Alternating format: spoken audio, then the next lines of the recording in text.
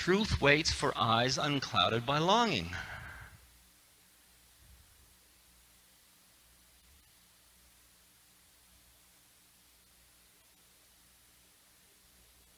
Right where you are, you have to allow it to be at that moment.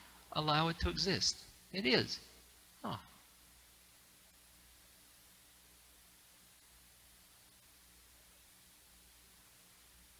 You have to make the distinction between involvement and attachment.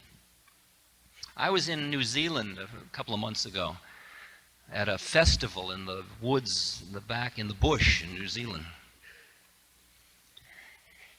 And among the people from outside of New Zealand that were there was an American Indian from up in New York State. His name is Oren Lyons. He's the chief of the tribe.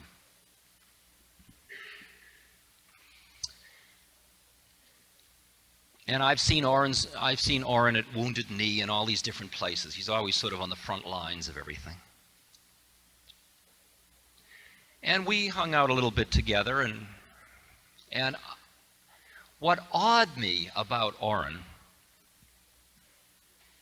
was that here was a person who was completely, totally dedicated all the time to the cause of his people, defined as the American Indians, to telling us what we had lost through the way we have treated the American Indians, to trying to preserve the rights and freedom of the American Indians. He was so totally committed that he would die for that cause. You often saw him walking straight into people with machine guns standing there. He was perfectly ready to die for that cause. And yet, when I looked into his eyes, they were absolutely clear, and I experienced not one jot of anger or frustration or self-pity or sadness. I experienced in his eyes a clarity, an isness, and I suspected that I was meeting somebody very close to being an impeccable warrior.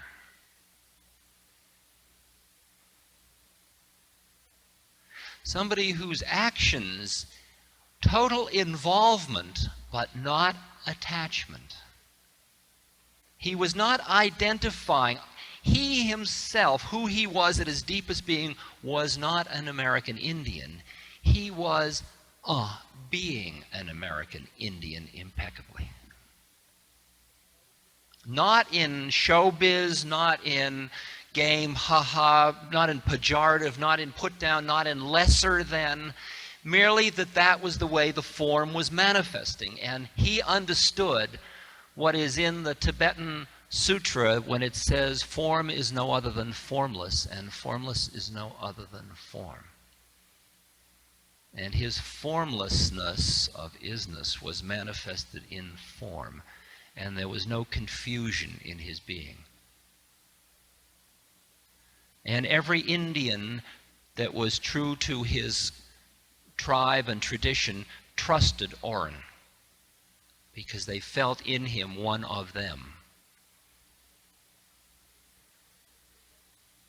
Because there wasn't a whisper of hypocrisy in that. Because there was no confusion between the one and the many.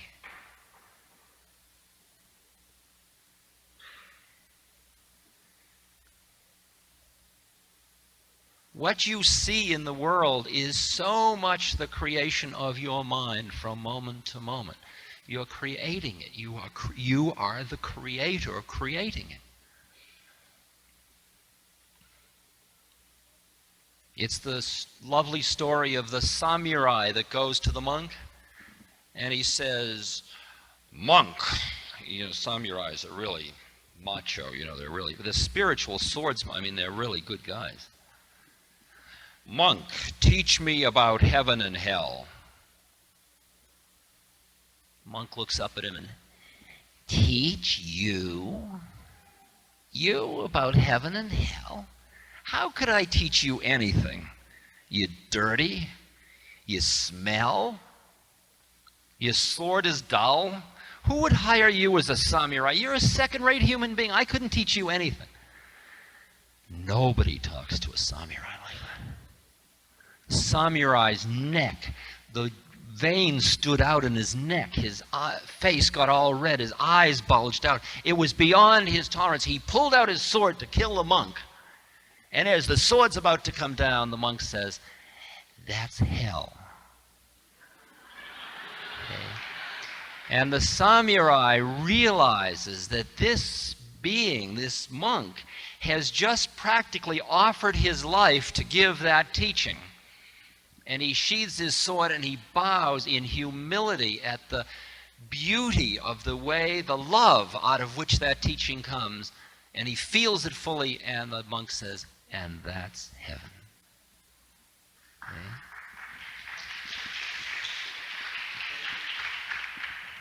Mind, mind, mind, mind. Which one are you living in? Which one did you program this time around?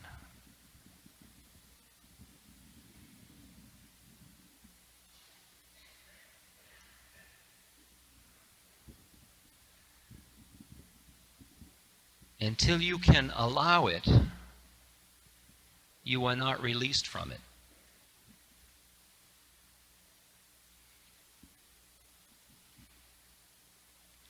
Often people say to me, "I'm going to give up ice cream because I want God."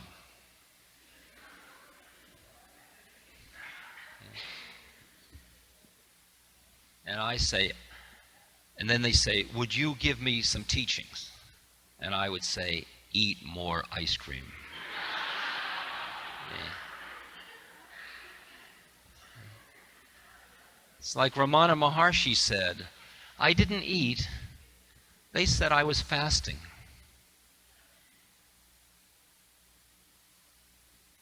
I didn't eat. They said I was fasting. When you're not, who are you? "I'm not eating ice cream." Is that who you are? "I am busy not eating ice cream." Okay? Forget it. I mean, more destruction has been wrought in this world by horny celibates. See?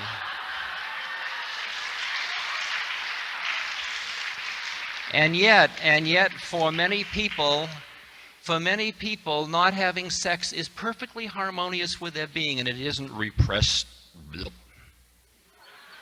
as I used to teach as a Freudian.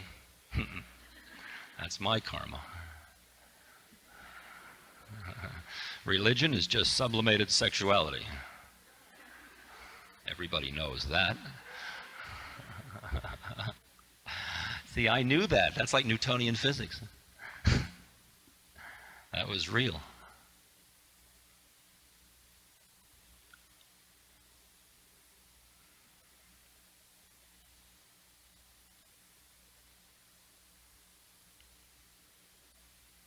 It's so hard to be really, to go for broke in this game. And it's not better to go for broke this time than 10,000 births from now. There's no rush.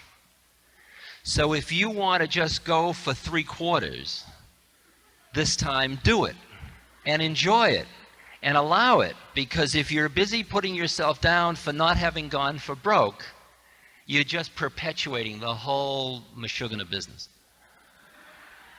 of your mind. And they'll say, "Send Sam, send him around again, Sam." Because until you can accept the fact that you really don't want God, you really don't want to be liberated, or you'd be liberated. It's just the way it is. So you got to face the predicament that this incarnation is just the way it is. It is the way it is. You created it. When you are free of identification with it, you will be totally the creator, and then you'll create anything you please all over again. But the minute you say, "Oh, I'm the creator, well, I think I'll make it this way," you are still within it.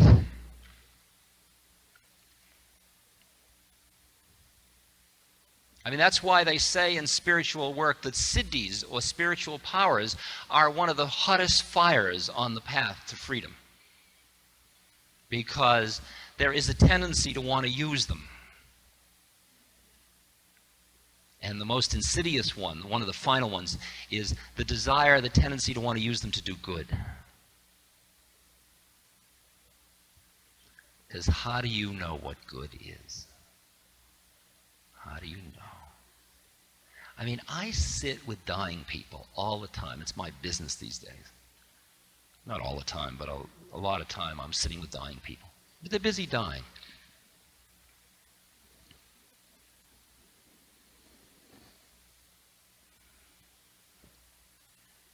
And it horrifies me to recognize how much somebody who starts out full of intellect, full of ego, full of greed, full of desire, full of anger and judgment, and then goes through suffering and more suffering and more suffering, and you watch them under certain conditions open like a lotus flower. And you see them absolutely radiant spirit, and you think, my God, could it be that that suffering was grace? You'd never give them the suffering. You'd never lay it on them. But it's the way it is. And you see it burning and purifying and doing something to some people. Others just stay in it.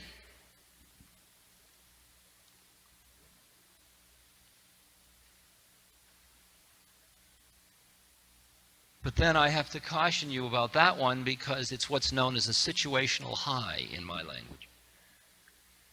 Because if they get healed, all the spirit goes back into matter again. I have a young friend, he's 23, and he's got Hodgkin's disease.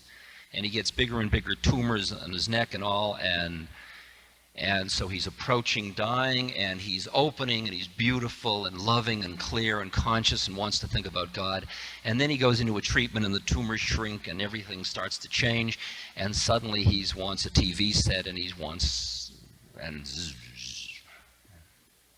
and now he's gonna live, and that's great. He should, of course he should live, and he should enjoy it. But the other one completely gets lost back again, just went under again.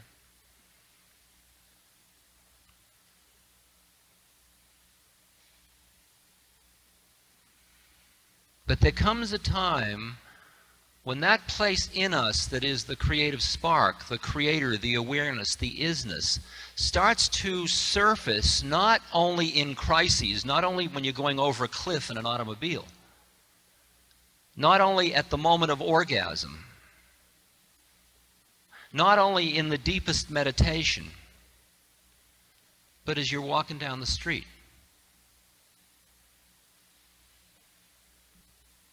It's very strange to walk down the street and be in love with the universe and do nothing about it but just be an impeccable warrior within whatever form you happen to be in.